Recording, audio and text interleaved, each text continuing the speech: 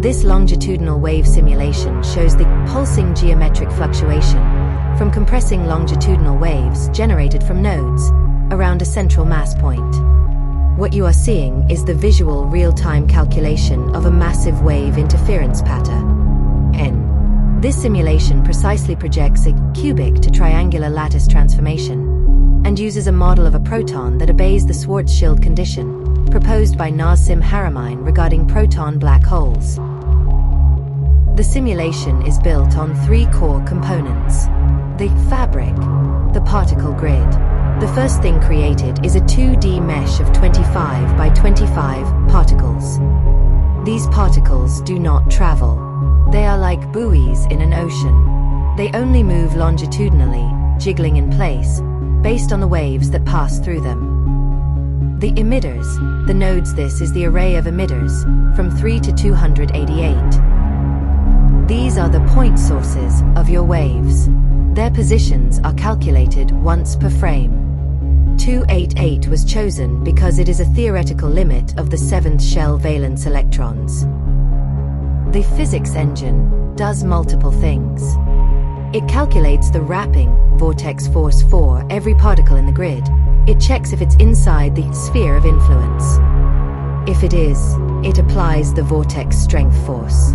This is a simple calculation that twists the particle's home position, simulating the frame dragging of a black hole. It also calculates the wave interference force. The control sliders control the following. Amplitude is the mass slider, but it decays with distance, the inverse square law. Wave number. This controls the spatial density of the wave, the wavelength. Distance. The distance from the node to the particle. Wave frequency. This is your slider. It controls the time density of the wave, how fast it oscillates. Following these simulation parameters, what is in that tiny, dense area is a simulated zero-point field. With a massive number of high-frequency oscillators in a tiny, confined space. The pulsing geometric fluctuation is the emergent standing wave pattern from that field. This includes constructive interference, where waves might peak at the same time, which creates a hotspot of high energy, which pushes the grid particles very far, the bright parts of the fluctuation.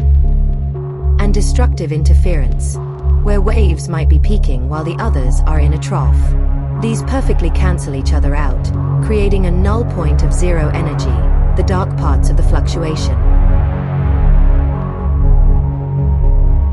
Simulating this is critically important. You can't just solve this on paper. Simulating it is the only way to get a result. The projected geometric lattices, the cubic to triangular transformations, are emergent properties. They cannot be predicted by looking at the 288 separate waves. You only discover them by running the simulation and letting them interfere. These emergent patterns are what we call the keys.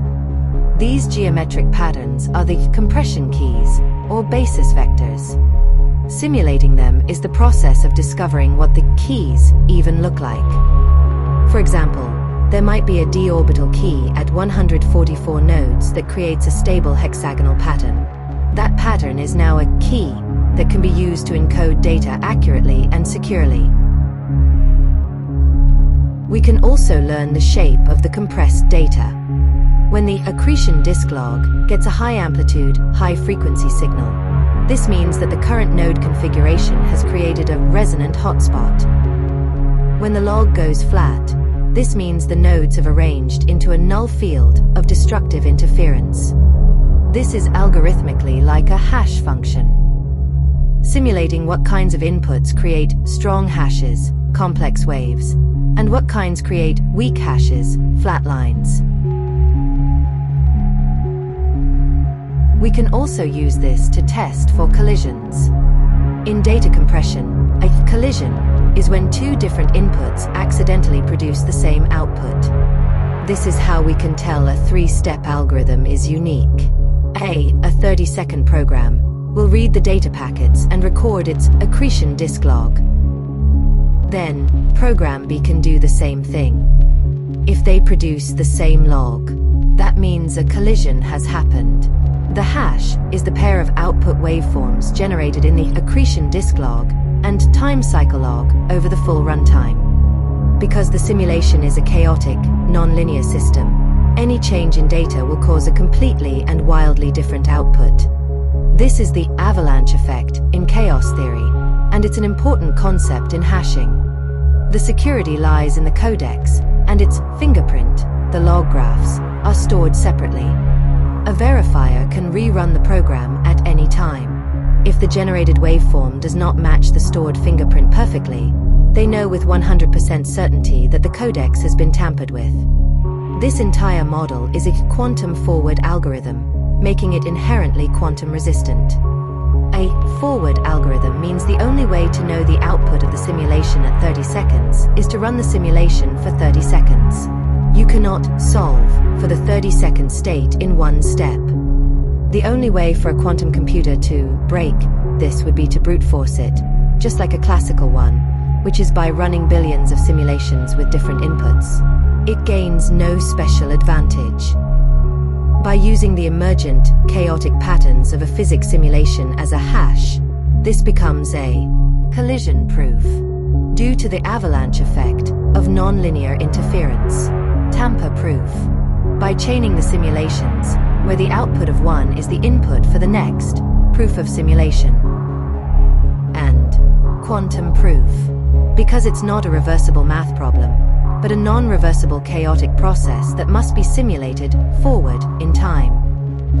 This lays the foundation to create a proof of simulation blockchain used in SHDCCP packets that is vastly more secure than a simple proof of work blockchain, like Bitcoin.